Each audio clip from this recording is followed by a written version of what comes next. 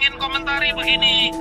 Yang namanya pembubaran itu yang sah karena kita ini menganut hukum positif, itu harus lewat proses pengadilan. Mau presiden, mau menteri, mau para jenderal TNI dan Polri, hati-hati kalian. Tidak ada membubarkan sebuah ormas itu tanpa lewat proses pengadilan.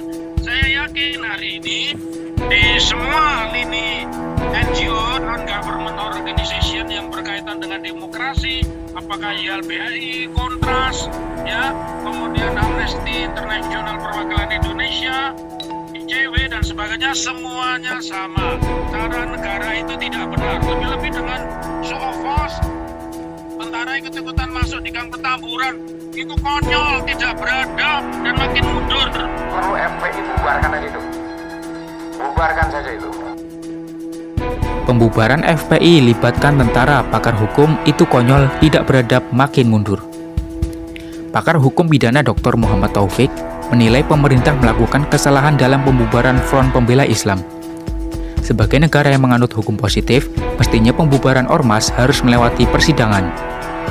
Ironisnya, tentara ikut-ikutan melibatkan diri dalam pembubaran FPI.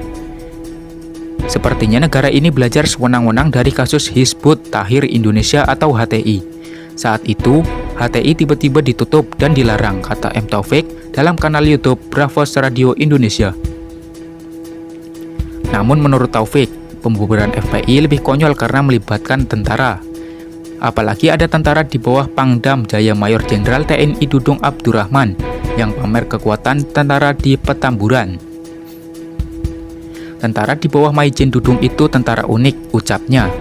Dia menegaskan pembubaran suatu ormas dikatakan sah apabila melewati proses pengadilan. Ini karena Indonesia menganut hukum positif, maka harus lewat proses pengadilan. Saya yakin di semua lini NGO yang berkaitan dengan demokrasi semuanya berpendapat sama bahwa cara negara itu tidak benar.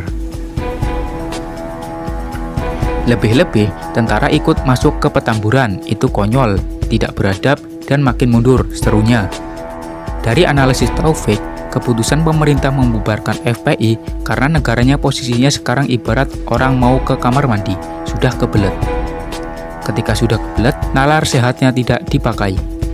Kalau berbicara pembubaran FPI, jelasnya ketika memberlakukan suatu peraturan, maka orang yang dikenakan peraturan itu harus dilindungi hak-haknya.